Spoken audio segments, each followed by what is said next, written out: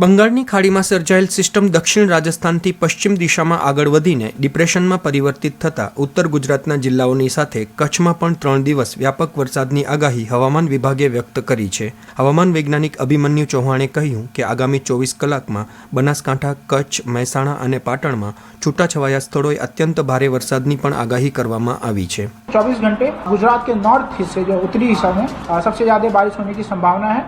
काफ़ी एक्सट्रीम और कह सकते हैं हैवी से वेरी हैवी जो है नॉर्थ गुजरात में रेनफॉल हमें देखने को मिलेगा. इसमें डिस्ट्रिक्ट्स अगर हम बात करें तो बनासकांठा, साबरकांठा, महसाणा, पाटन तथा सौराष्ट्र का कच्छ जो डिस्ट्रिक्ट्स हैं ये मोस्टली एक्सट्रीम रेनफॉल जो है रिसीव कर सकते हैं नेक्स्ट 24 घंटों में. यहाँ पे रेड अलर्ट जारी किया गया है. एक्सट्रीमली रेनफॉल कुछ जगहों पे देखने को हमें मिल सकता है.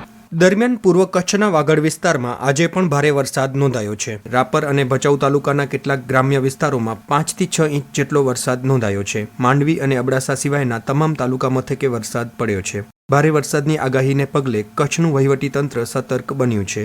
જિલ્લા કલેક્ટરે જાહેરનામું બહાર પાડી ડેમ, કોઝવે અને પાપડી જેવા પાણી ભરાતા વિસ્તારોમાં જવાનું ટાળવા અનુરોધ કર્યો છે.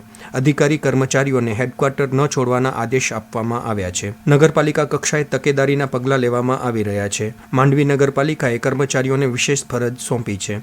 ભારે વરસાદની આગાહી અને દરિયામાં મોજા ઉછળવાની શક્યતાને કારણે માછીમારોને આગામી 10 સપ્ટેમ્બર સુધી દરિયો ન ખેડવા ચેતવણી આપવામાં આવી છે. નાગરિકોની સુરક્ષાને ધ્યાને રાખીને સાવચેતીના પગલાં રૂપે જિલ્લાના સમગ્ર દરિયાકાંઠા વિસ્તારમાં જવા પર રોક લગાવવામાં આવી હોવાનું જાણવા મળી રહ્યું છે. બંદરીય શહેર માંડવીના બીચ પર સહેલાણીઓની અવરજવર પર પ્રતિબંધ મૂકી દેવામાં આવ્યો છે. આજે સવારથી જ માંડવી બીચ પર પોલીસનો કાફલો તહેનાત કરવામાં આવ્યો છે અને બીચ પર આવતા લોકોને પરત મોકલી દેવામાં આવી રહ્યા છે. કોઈ અનિચ્છનીય ઘટના ન બને તે માટે બીચની તમામ પ્રવૃત્તિઓ તાત્કાલિક અસરથી બંધ કરવામાં આવી છે.